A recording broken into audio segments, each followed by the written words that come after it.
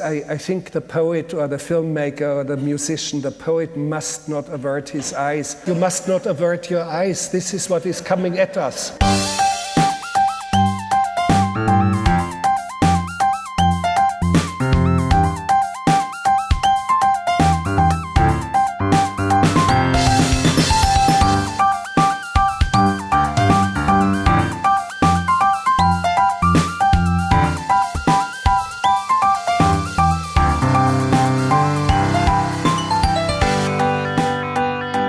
Hello and welcome to One Good Thing, the podcast that tries to find the giant teddy bear suit that has Sean Connery in it, because by God there is one. I'm Paul Sold.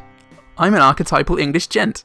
Oh, not jolly good, because I happen to also be an archetypal English gentleman. Oh, well, lucky listeners. Yes. That's all I could say. I am also very self-assured, which one might read as a sort of detachment from whatever is going on around me.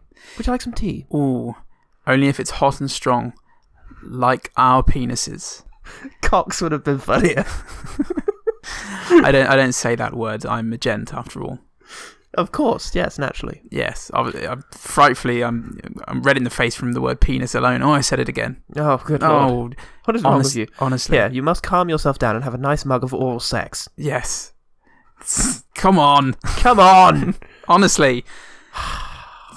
Lowered the tone already, despite the accents. Don't let the accents fool you. We're bad boys. We're the worst. Right? Oh, look at this. What did your mama say about us? Oh, is that John Thomas?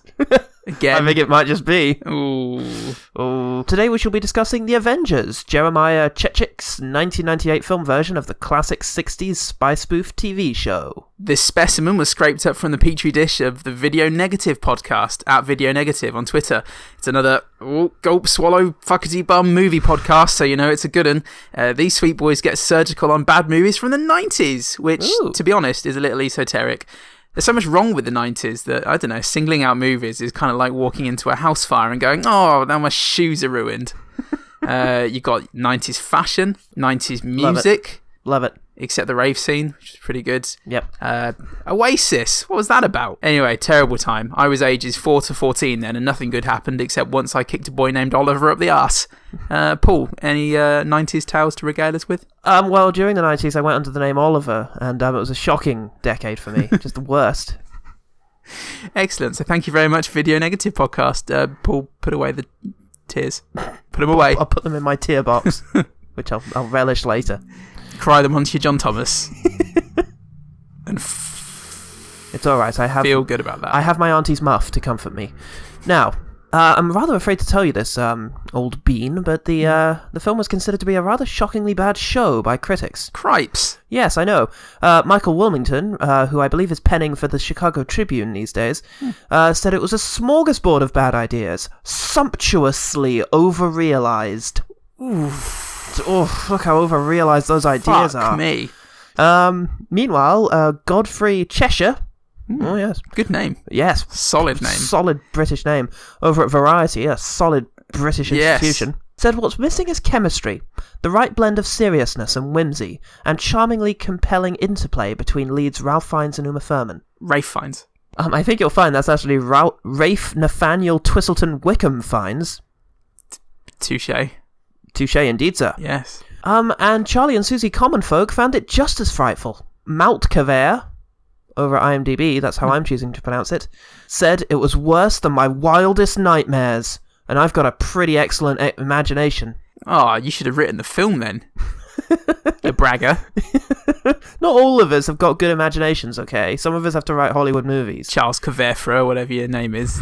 You were made up by Donald Trump. The film bombed at the box office, failed even to win any of the 7 Razzies for which it was nominated. And the only real lasting legacy, apart from being a contributing factor in Sean Connery's retirement from movies, is that Marvel's 2012 superhero epic was lumbered with the rather awkward UK alternate title Avengers Assemble. Mm-hmm. You know what? I'm a 15-year-old kid.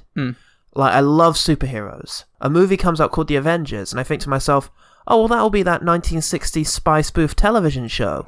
So, Paul, you horse's ass. What did you think of The Avengers 1998?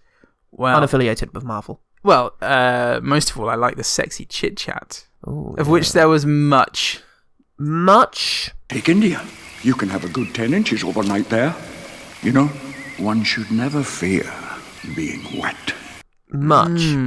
Yes, almost every line was a throbbing innuendo. Yes, it was either a throbbing innuendo or thrust. someone being offered tea or something about the weather.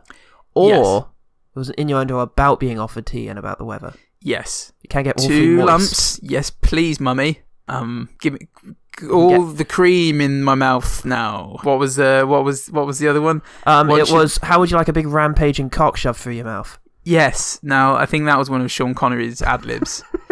You just screamed it. What? I hesitate to ask, what happened in this movie? Well, Fuck me. it begins... In a charming English village with a young Rafe Nathaniel, etc., Yes. just cropping up in order to have a pleasant stroll through an English village. This is England, after all. Yes. And it's perfectly ordinary. You know, he encounters sort of regular figures that you'd expect to see in a British village, like a bobby. A bobby. Or a milkman. A milky. Or nuns. Nunny. Or... A mummy. There was a nanny, wasn't there? There was a nanny. Yes. And there was a head of operations unit. Yes. Yes. Heady. It turns out because each of these figures, well, they just go and bloody attack him. Ah. With knives and bottles and babies. That's what the villages are like around Yeah. here. So, obviously it was a training exercise. Yes, it was all a wonderful. thing. Like, that was a conceit for a while in the early noughties. You know, that you'd start with an incredibly dangerous situation and also people getting beaten up, and then it would be like, 5 minutes, 6 seconds, your personal record. Like, oh. Well, it would have been easier if I hadn't had to stab the nuns. Broke each of their necks like fucking chickens. Yeah. It goes from there to being... Fuck me. I've forgotten all of it. How does he meet Mrs. Peel? He invites her to the... That's right. It's not the Bullingdon Club. In an incredibly awkward scene, he sends her a telegram telling her to answer the phone. Yes. Which is his secretary or something telling him to come to the awful club. Yes, because he knew that she never answers the phone she has. And she walks in, and Rafe Fiennes is naked, but for a newspaper. Yep, you get a little shot of his ass. Yep. Which will be great for any Harry Potter fans. Good stuff. Who didn't want to see Voldy's baldy? Yeah. Voldy's twin baldies. Voldy's baldy, yeah. There is some intrigue. Straight off the bat, he's like, look, Miss Peel, there's some intrigue, all right? And we've got to... Look, pack it in, Miss Peel. Yeah. We've got to get you that office. Shut it, all right? So they go down to see father and mother. They go toffus. And father, now get this, father is a lady. What?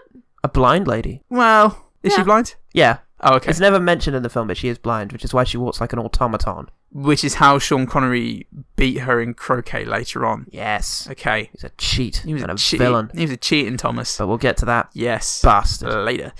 And so if you thought father being a woman was pretty weird, I think that's pretty weird.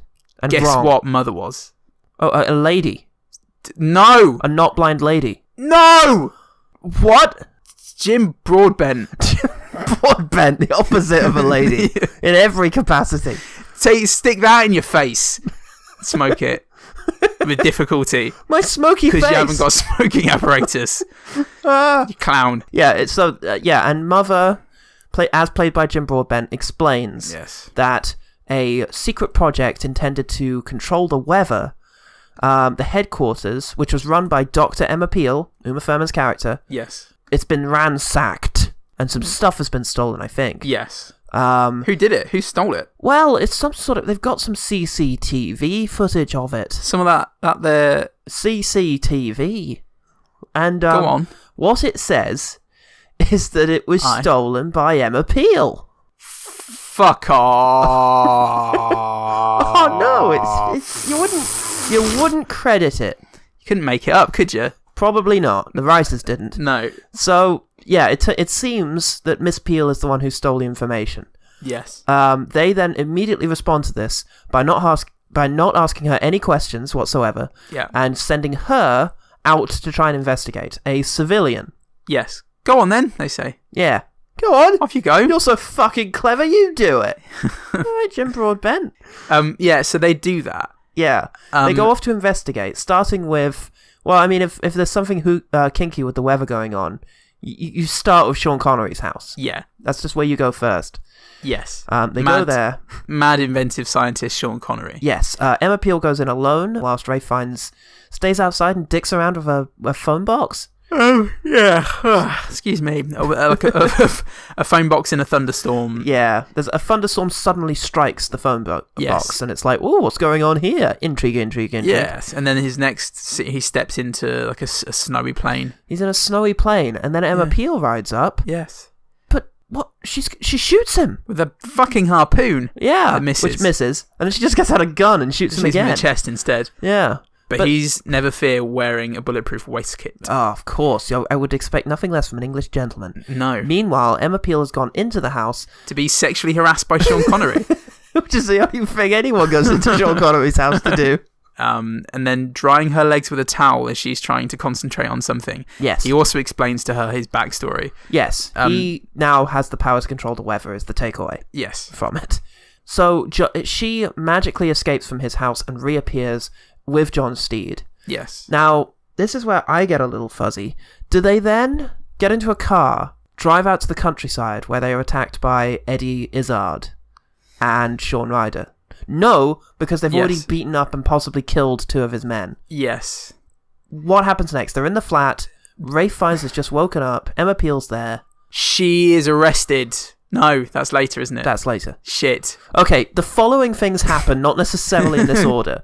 There is a chase scene in which Eddie Izzard, playing one of the goons, we don't really establish who he works for. I guess Sean Connery. Yes. I don't know what Sean Connery wants. Maybe he wants Emma Peel dead, or secrets from her, or something. Anyway, there's a chase scene. He wants it. Involving bees. Yeah. Electronic bees that attack the car. Yes. Which they defeat. She gets back into the house again. Yes. This time to be even more harassed by Connery because she gets knocked out. Yes. Meanwhile, Rafe Fiennes... What's he doing during this? While she's like trying to escape from... He's wandering around the house, the outskirts of the house, tapping on windows. That's with his umbrella. As a member of the working classes might. Yes. You know, looking desperately for food or shelter. Emma Peel... Looking for a food bank. Emma Peel, meanwhile... Yes, she's trying to escape from this house, but it's illogical. It keeps looping round and round. Yes. There's a Penrose stairs that she gets stuck on. She can't get... She's keep going down. Yeah. There's a door that leads back to the hallway she was in. She smashes a vase and walks.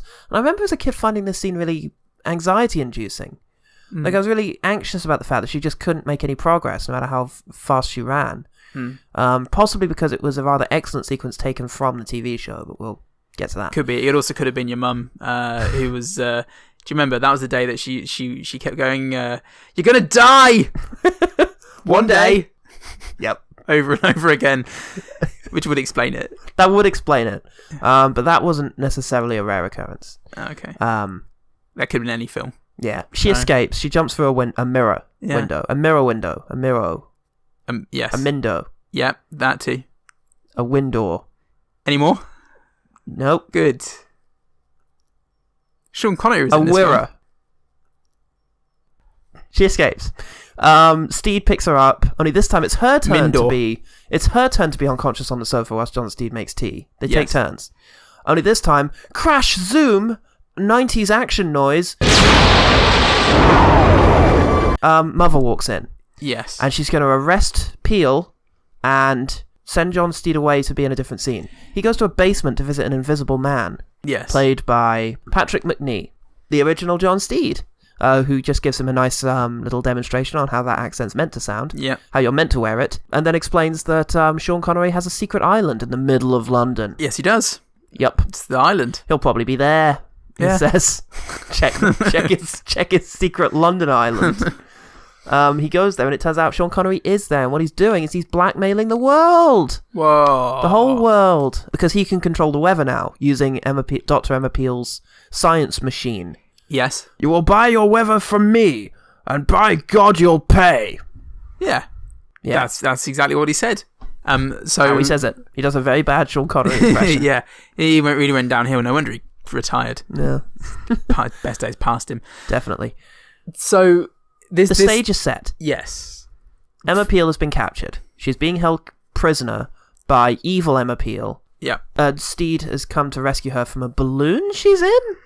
She gets into a fucking balloon and it blows. She gets into a fucking balloon again. It blows up with, I think, with Father in it and with evil Emma Peel. Yes, they both die. Yes. Emma Peel steals her cat suit. Yeah, yes, you have to. For the posters. Yeah. Just so she and John Steed can then walk in Zumba balls. Yeah. Across a moat to get. Pretty sure they're not called Zumba. I think that's something else. But yes. So yeah, they get into those balls. Zorbing. Right. Yes. Go to the island where Sean Connery is and Eddie Izzard. Because. So they defeat Sean Connery. He gets sucked into a lightning bolt. Yes, if you're trying to picture it, that is exactly as it sounds. He gets stabbed with a metal rod by John Steed. Yeah. Lightning strikes, and it lifts him up off the ground into the sky, when he vanishes with the lightning bolt. Yeah, that's it, really. Yeah, that's it. They have a nice cup of tea in their London flat. Yes, on the roof with Jim Broadbent. Yay! The opposite of a woman, as we can all hope to one day do. Yes. Sorry we couldn't effectively recall all of that for you, dear listeners. It was mental. It was mental, but also tremendously light speed, interstellar boring. Yeah. I mean, my God, the fact that there's 3 sequences in which they go to Sean Connery's house and one of them gets knocked unconscious only to wake up in the other's flat is just an extraordinary feat of screenwriting. I mean, there were some very cool ideas in there somewhere. They were largely lifted from the show, I think. Yeah, either lifted from the show or their moments. Like when we first have Sean Connery and his what would you call it, syndicate of scientists who are all sort of in it together who built this science weather machine to blackmail the world with. Yes, the scene begins. They're all in the sitting around this dining table or whatever. A rich man's table, I don't know the word. All dressed as fluorescent teddy bears. Yes. It's probably the most famous image of the film is Sean Connery inside a giant teddy bear. Yes. He obviously whips his teddy bear head off 3 to 5 seconds in because otherwise you wouldn't have known which one Sean Connery was. Could it be me? Could it be me? Or could it be me? Which one of us is a teddy? The Irish Sean Connery. Yeah. And it sticks with you, and you think, "Oh, that's a slightly bizarre." It's a slightly bizarre moment. It's a bizarre moment from the film, but it's a moment where the filmmakers or the designers went, "Let's put this scene in." Yeah, because this is weird, isn't it? This feels 60s. This is random. Remember Teddy's? Yeah. Do you remember Twiggy? Do you? No, I don't. Oh, well, let's do it anyway. You know. Yeah. Well, let's just fucking do that anyway. Yeah. Yeah, and it was, and you go, okay, well, that looked quite cool. Yeah. Okay. There were a lot of very interesting stylistic decisions because there were some people involved who actually liked this. I think it's worth getting in a little bit into its production. I'm not going to go full Street Fighter on you right now. Yeah. But it's worth it. Sorry. Jeremiah Chichik is the director. He directed National Lampoon's Christmas Vacation, one of my favourite comedy films. Watch every year.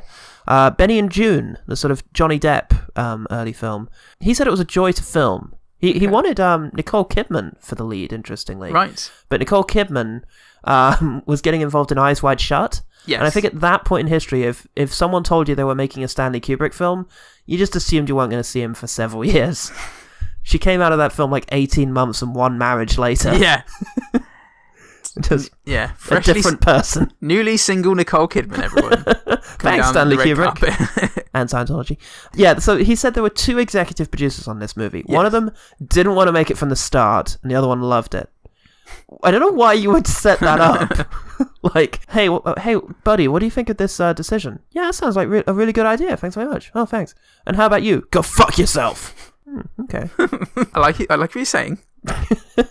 I'm gonna try and learn from it. I'm gonna own it. Okay. So he jabs a fork in his thigh 15 times, and then he goes on to direct the next scene. One of those guys was promoted. One of them was fired. Guess which was which? Ooh. Now, based on the film, I'm gonna be a cynic. Yeah. And say it was Bucky Larson's flatmate who got the it was promotion. Hateful Joe who stayed on the film, and after test screenings in Mexico, said that the film was too English.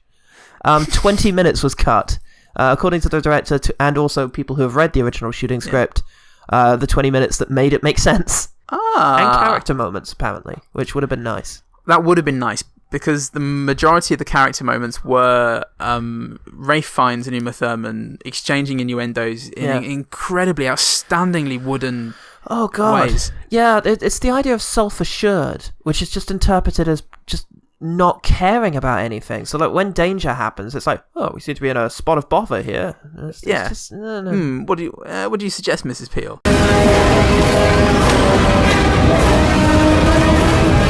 I say, this is a bit much. I mean, at first I thought maybe I had an issue with Uma Thurman's accent. I thought, God, that's an outrageous English accent. Listen to the way she's accentuating all the vowels there. You know, the accent is in the vowels. You know, unless apart from all the exceptions to that, except when it isn't. Yeah, exactly. But it wasn't. It was the way it was delivered. Yes. Especially the word "you." I don't know why, but she kind of sucked it in at the same time as speaking. That's true. Every so often she would say, "Well, I don't see why I should bother with you." Yeah, and then she like wrapped herself around Ray Fiennes' face and laid her eggs in his stomach.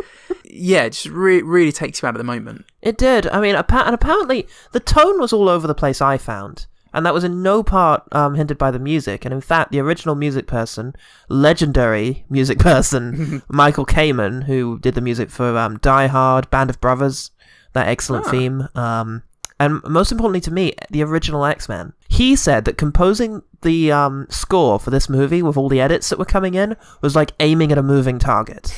Because every one that came in had a completely different tone. And like he eventually left to go make Lethal Weapon 4. That was the better option. Ouch.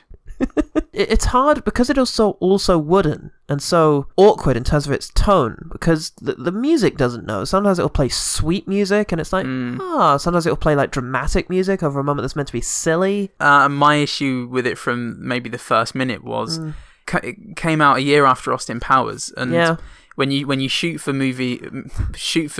a score which kind of similar to Bond, but not quite, it's just going to sound like the Austin Powers soundtrack. Yeah. And it was you'd have a moody shot of the London skyline, and this music playing, and you just expect a fucking like snaggletooth like just comedy version of an Englishman to come in going, yeah, baby. Yeah, it wasn't sort of Dark Knight. But it's hard to tell, because there is actually a petition to go around to get those 20 minutes put back in the film. Right. If you go to @Avengers98 on Twitter, you'll find the sort of petition there. And I've signed it because I'm curious. But like, I mean, does it even exist? I guess somewhere. Although you have to reason if it did exist, it would have been leaked by now. At some stage, but surely someone would have released it as a director's cut before anyone else realised. I don't know if anyone cares. Well, you care. I care, and like the people at Avengers98 care. But I've signed it. I signed it before we watched the film, thinking, I want to see what that's like. Now that I've seen the film, I don't really want to see another version, even if it is longer and better. Yeah, because unlike. What movies have we talked about where the director's cut, we've wanted to see a director's cut of it? Street Fighter. Yeah. I'd like to see the original Fan 4-stick. Yes, right, Fan 4-stick, yes. We'd love to see a version of that before the editors got hold of it. Was there enough good in it to make you think it could have been a good film with 20 more minutes in it? Well, not really. It was... My issue with films of this ilk is British comedies that try to go large scale end up feeling so terribly, terribly small. Yes. And twee. You can do a very cool, which, we'll save for the one better thing. Yeah. English spy movie that is fucking cool. But when it's, Mrs. Peel. Yes. Men appear to be shooting at us. Yeah. What a bore. You drive a car that has a teapot in it that dispenses tea, and it's always full. A car with a teapot in it isn't too bad, but it was a tea dispenser like in the dashboard. I prefer to think of it as a teapot in a car. Nonsense. Because what is a teapot if not a vessel for tea?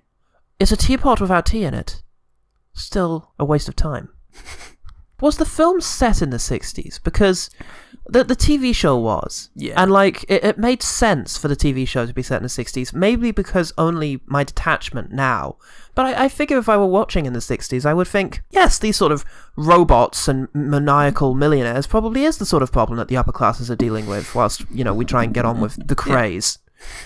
and our problems. God bless them. God bless them. But now I wondered if this was meant to be now, because it's a very odd London we get to see. It's actually an IMDb piece of trivia that when they're driving on the roads, there are no other cars. Yes. And that's actually a thing. London feels empty. Yes. Apart from the scene in the men's club, I don't think we see any character who's not a main character in the film. Yes, nothing to suggest a world outside of the storyline. Yeah. I do think it was set in the 60s because otherwise having what a computer the fuck in the is car, happening? Is yeah, because we live in London and it just don't look like London. I mean, 28 Days Later had an empty London as well. They had to film it at 4 a.m. Before all the normal people came out. Yeah. It was just Cillian Murphy. Yeah, and Cillian Murphy. Oh, I do. Excuse me. It's actually Cillian, Nathaniel Gwendolyn, Twiddleton, Piddly Pondlespoon Murphy. Twam. Pronounced Murphy. Yes, it's Gaelic, isn't it? So it's pronounced Shawshay. But it had to have been set in the 60s, otherwise their super secret government tech, wouldn't have been so impressive. You can get that in an Audi giant now. bees. Yeah. I can get that at a fucking gadget shop. And Eddie Izzard would have had a slightly better haircut. Yeah, and He would have lost his credibility as a 60s thug. Yes. This is what thugs look like in the 60s. Look out, or I will punch you. He's chewing gum, all right? Oh, yeah, fuck. I kept imagining... he was walking around with his sort of, stand-up swagger. There's a bit in Glorious when he's talking about being confronted by, like, 4 blokes who are like, see him in a dress, and they're like, oh, Tracy. and he's talking like, my name is not Tracy. I just expected him to go into that routine. Because he... Well, he actually... he was meant to have more lines in the film, but he insisted he not have them. It's because he knew if he spoke, it would somewhat ruin the illusion. The problem is... May I be self-indulgent for a moment and talk a little bit about the original show? Yeah. Cool. It was meant as a parody of shows that were coming over from America, like Mission Impossible, The Man from U.N.C.L.E., and Batman. Although Batman, but still, it was meant to be a very British take on a very American idea. And each season features Steed and an assistant. And after the main male assistant of the first series left, they brought in a female character played by Honor Blackman. And they just let her keep all of the male dialogue. They didn't change it at all. As a result, it was seen as very progressive because it was a woman in a role and it wasn't about her being a woman, which is something they kept going in the show. Eventually, Honor Blackman left in order to do Bond, a recurring theme with the women of the Avengers, it seems. And Diana Rigg came in. And they wanted to write a character who had man appeal. That was the idea. They wanted someone who could appeal to the men. You know men? They wanted someone with man appeal, and that's how they refer to her in the script as the man appeal, or the M. appeal. M appeal. M appeal. M appeal. Wow. Yeah. Huh. Yeah.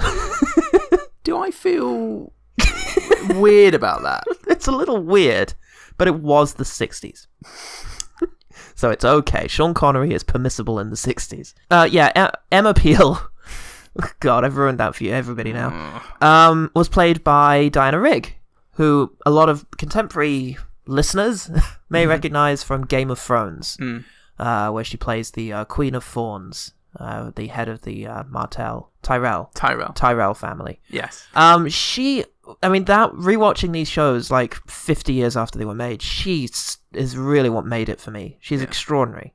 Her voice is incredible. Uma Thurman's accent was credible. So there's Uma Thurman's voice. Under the circumstances, you may call me Mrs. Peel. Then there's Diana Rigg. Don't bother, I can't keep our lunch date. I have another appointment. It's a whole other ballpark. And it was ahead of its time in as much as she was a martial arts expert, master of judo, incredibly intelligent. Diana Rigg or... Diana Rigg. There's nothing progressive about the Avengers. The film. Yeah, and it was actually considered too violent for America. The Midwestern states complained that there was too much violence in it. Which is interesting for a quaint little British show. Too much shin. Too much shin. Too much man appeal. And they had outlandish ideas. They had, like, them getting shrunk to doll size, killer robots, a mind-transfiguring machine. One of the best episodes is The Hidden Tiger, in which domestic moggies have been brainwashed via technology to become vicious animals. It's great. Ah. It's very silly. I think silliness is kind of the quaintness of it. The dynamic between them works really well. Yeah. For example, each episode of season 5 begins with Emma Peel getting a call to arms. And that would manifest by her finding a sign or something that said Mrs. Peel, and then the next part of the sign would be "You're needed" or "We're needed." For example, at one point she goes into her house and there's a toy train, and the train goes past and there's a sign on it that says Mrs. Peel, and then Steela's behind her and says "We're needed." I'd like you to pitch for me your suggestion for a Emma Peel "We're needed" reveal. Okay, so what immediately comes to mind is she's strolling through a field on a summer's day. In the very, very far distance is a hot air balloon with and if she squints and she can just about make out her name in a very fine stitching on it. She's like, that is Emma Peel. And John Steele is right behind her and goes, "You're needed!" Just being a real dick about it. So that was my suggestion. What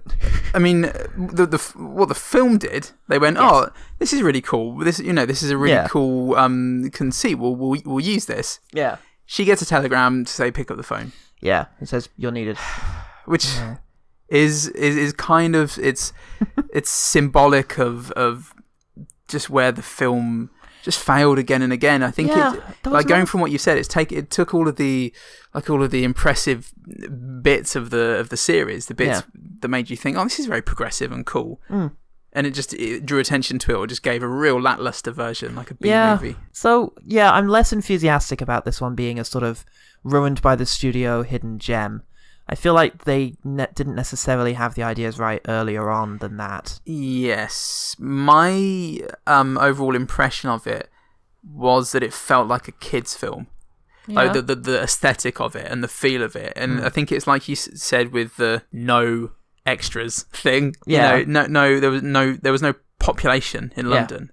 Everything felt like it was built on a very small set on a very small budget, like a lot of kids' films. It was cheap. Like with Kevin Spacey parachuting onto the top of Brand Towers. Sure. It just looks, you just know it's a kids' film. Yeah, and I'm not sure why. I mean, with that film, like you said, it was the color correction. Yeah. It's not helped by taking interesting things from the series. Yeah, and just throwing them in references. Yeah, like a patchwork quilt made out of, I think, shitty dreams. The most crucial thing about the series for me, the first episode I watched, Emma Peel walks into a room, John Cedar's there, she smiles and makes a coy comment, she clearly enjoys his company. Yeah. It's a very snappy comment. Yeah. And I think the wit and the warmth between the two characters is what was missing from this. You can put up with any sort of tedious, weird shit in the plot if that central dynamic between the two and a funniness is there. Yeah, but absolutely. It wasn't funny. It wasn't funny, and there was no chemistry, really. No. On their own, perfectly good actors. Absolutely. Uma Thurman and Ralph Fiennes. Together with this film, with that delivery, you had Ralph Fiennes giving it his Ralph Fiennes business. The lingering stares and the sort of plummy, the charming accent. Yes, he's ramped up his own already fairly posh accent to a sort of upper class. Yes, drollless. Yes. It doesn't have to be out and out funny. It doesn't have to be lol funny. No, it just has to tickle you. It just has to amuse you in very small ways. And they saw that, and again, this is like a cookie cutter process from series to film. They saw that, went, that's good, we'll do that in our film. Yeah. And then whoever was responsible for it just wrote every line as innuendo. Yeah. And went, is that what you wanted? Chechen, whatever your name is? Chechen, because I remember it sounded like a gun getting loaded. Ah, okay. Yeah, is that what you wanted, Mr. Gun? Chechik. Gunload? Mr. Gunload. And he went, basically, yeah. Got it. That's a film, everyone. It felt like, let's do what's necessary. Like, let's tick the boxes of what's going to make an Avengers movie. And again, to bring it back to Austin Powers, at the very same time, they were lampooning the innuendo. When the thing that he, the running joke of throughout the three films of his innuendo bit and his punning is that his sidekick quickly tires of it. Yeah. and that's the joke. Yeah. Whereas in this, that was their like, characterization. Yeah.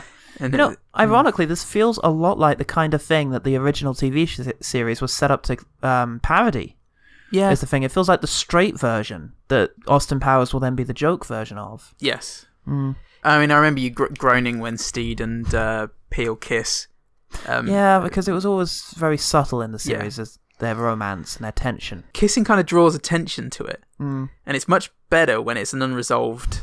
You don't have to do a Joss Whedon. Yeah. And have no one gets happiness ever. But I prefer that. It's just the life we live, isn't it?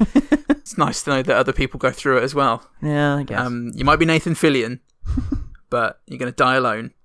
Yeah. Take that, Nathan Fillion. Burn. We love you. It feels like they missed the point.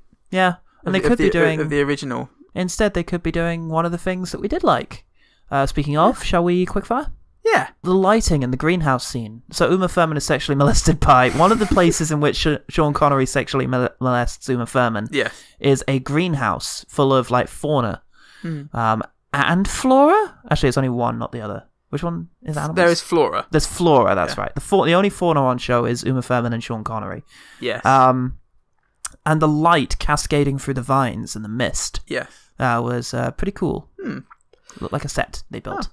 I actually liked the multiple seasons scene when he's struggling to get into the phone box. Oh yeah. With the thunderstorm like hammering against the glass when he's inside, and then the very next scene. It was almost like a Lynchian transition for me, going from there to suddenly he's in a tundra. Yeah. With and then Emma Peel turns up being pulled by huskies. Yeah. There's something quite surreal about it, and I appreciated that. And that also comes into one of my favourite bits, which was there's a scene where they go into a basement, they're having the project explained to them, and they have, like, in a showroom for weather, like, you could have this weather in your country if you pay this money. Yes. They had globes that had the weather in them, like isolated little examples of the weather, and I thought that was really neat. That was a very cool aesthetic. Yeah, it looked good. Do you like Ralph Fiennes? Yeah. I think like the appeal of Ralph Fiennes is knowing that there's a Ben Kingsley style psychopath just underneath the surface. Yeah. There. There's a Harry from In Bruges just waiting below. It's every film that he's ever been in, will ever be in, is helped inordinately by the fact that he was Harry in Bruges. In one of the sequences in which Peel is captured, she falls down a pit, and there's various shots of her sort of falling down this tunnel, and it's pretty good.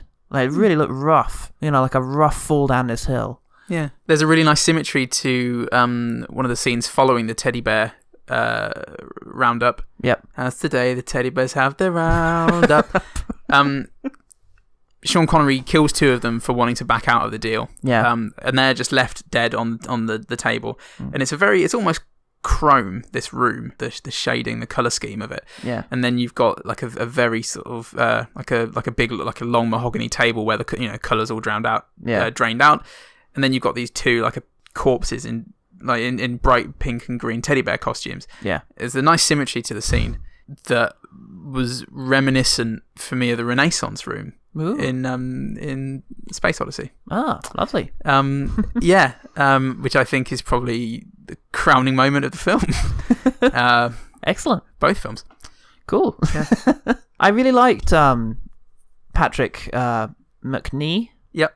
As the Invisible Colonel. It felt good. It felt like a cool conceit that he was messing around with invisibility, with camouflage technology, and something went wrong, and now he's just invisible. Yeah.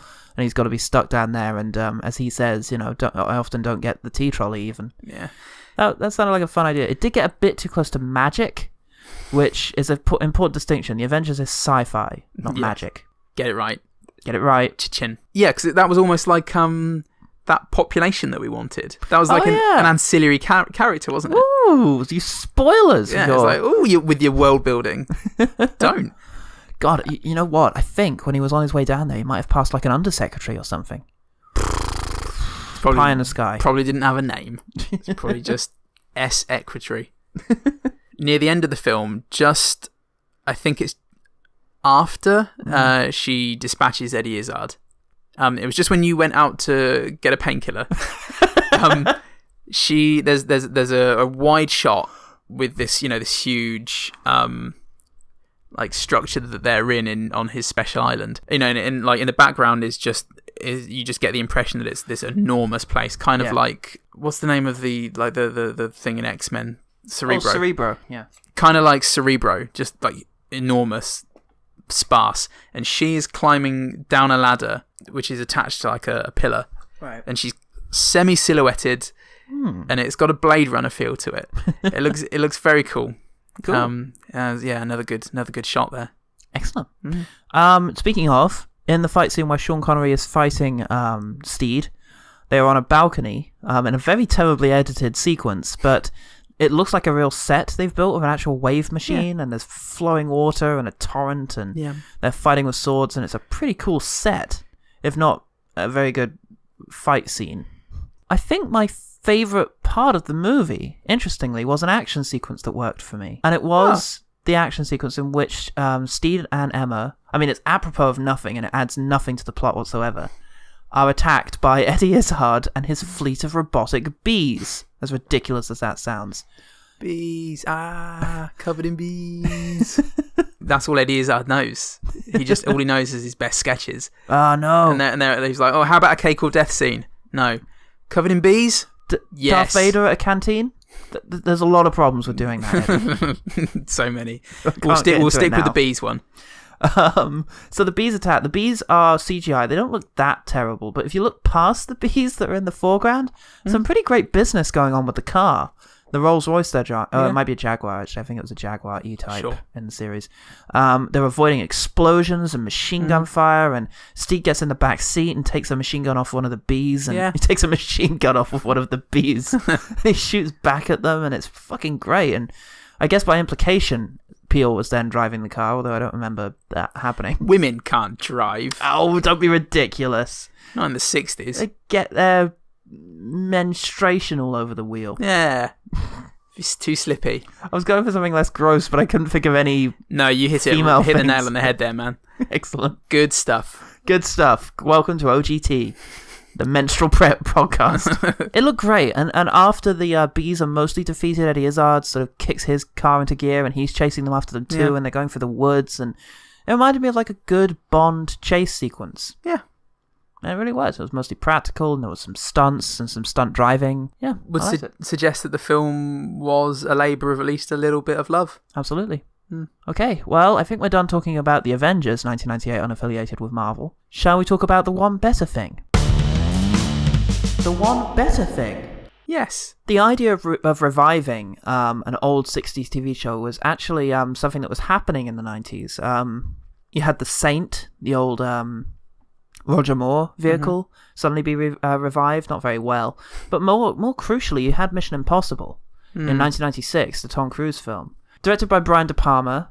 And I think that show captured the spirit of its original in a more serious way than this did. It knew how to blend sort of the absurdity with the straight-facedness. The Mission Impossible series is very interesting to follow because they keep getting a different director in for each one. Yeah, it changes with the times or the movies have done. There's a real nice progression. There's very few series that do that passing, the sort of Exquisite Corpse thing well, where it's like, okay, that's my movie, you do the next one. Yeah. Usually there's like a custodian who has to like manage the whole thing. But Mission Impossible, I think all 5 films are worth checking out. There's something in each one of them that makes it unique to that director, and I think that's commendable. Yeah. You gotta like John Woo. You've gotta like John Woo, and who does not like John Woo? Come on. Is it you? Is it you? It's always you. Get Barry. Out. Yeah, and in a very similar vein, we've got The Man from U.N.C.L.E., which is Guy Ritchie's revival of the 1960s, was it? Yeah, 1960s show. Yeah. With very charismatic Henry Cavill, with an outrageous American accent, and the very charismatic Armie Hammer doing an outrageous Russian accent. Playing, is it CIA and KGB? Yes, CIA and KGB. Yeah. And also you've got Hugh Grant doing an incredibly outrageous Hugh Grant accent. Yes, it's wonderful. It has all the bravado, all the campiness. Yeah. Just all the really good fun of what a revival like that should be, a celebration of the old show that is accessible to modern audiences. it doesn't do anything particularly new, but it's just a really satisfying watch, and probably one of the better action films from that season. Oh, absolutely. The next one I alluded to a little bit earlier about a good British spy movie for the modern times, and that, of course, is Kingsman. Yay. Directed by Matthew Vaughn, who, as far as I can tell, is just getting better and better. Yeah. So, Layer Cake, Kick-Ass, First Class. Kick-Ass, I love. Layer Cake, Stardust, Kick-Ass, First Class, Kingsman. Yeah. It's got all the hallmarks of a Matthew Vaughn movie. It's funny, it's cool, it's got a great cast, it's very well choreographed action. And it's at times just ridiculously violent. Yeah. With really one of the most memorable action scenes of all time. Oh, Christ. Yeah. Oh my God. It's not to spoil anything, but as soon as Freebird by Leonard Skinner starts, you're in for a good time. Yeah. Although that's a general rule. If you haven't seen Kingsman already, that is the recommendation from this week's. I totally agree. It's one of the more entertaining action movies of the last few years. My last recommendation to all of you is to do what I did in preparation for this podcast and check out the original Avengers TV show. Some of it's aged, as you'd expect from a 50-year-old camp British TV show. Diana Rigg just fucking owns the whole thing. And if I was going to recommend an episode to you, it would be The House That John Built, which is an episode in which Diana Rigg's character is fooled into going to the country under somewhat stupid pretenses. She gets a letter saying your Uncle John has left you a house in his will. She's like, I didn't even know I had an Uncle John. And it's like, okay. I guess nothing this is suspicious there. Before Google, I guess. But she heads out and she ends up trapped in the house. Yep. And the house is a sort of crazy mechanical mansion with repeating hallways and rooms that she can't seem to get out of, and she has to think her way out. And you watch her do it. You watch her reactions. A lot of it is without dialogue, and it's just Rigg's ability and her charisma. I have so many things described her as self-assured, and that is it all over. She is self-assured. She has this power to her. Every movement feels deliberate. It's really fucking something to watch her go.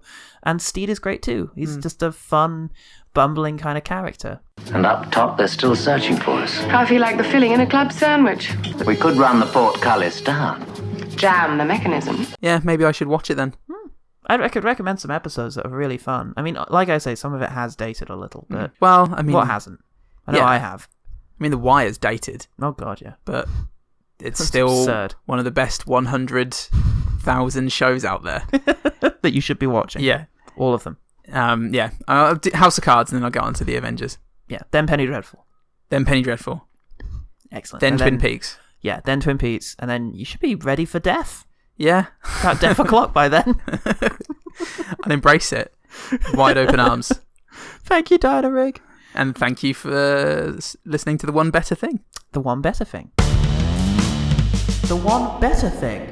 Yeah, so that's it. Thanks very much to the Video Negative Boys. You can find them on Twitter at Video Negative. And you can find us on OGT Pod. And you can find us on Facebook at OGT Pod. And you can find us on Gmail at ogtpod@gmail.com. And in your cupboard. Ah! Almost got you there. Oh, we're not there Scamps. Yet. That's we're almost at the end of recommendations month. Yep, we've got one more to go. One more stunker. Yes. And then we'll be doing something a little interesting. Yeah. Hopefully. We're looking forward to that one. And we'll be back. We will be back. Thank you. I'm Paul Sold. I'm Paul Goodman. And remember, the one good thing about the Avengers 1998 unaffiliated with Marvel is the scene where Eddie Izzard and Shawn Ryder are in a car trying to kill Joseph Fiennes and Uma Thurman in their car with a whole bunch of robot bees. What the fuck was this film?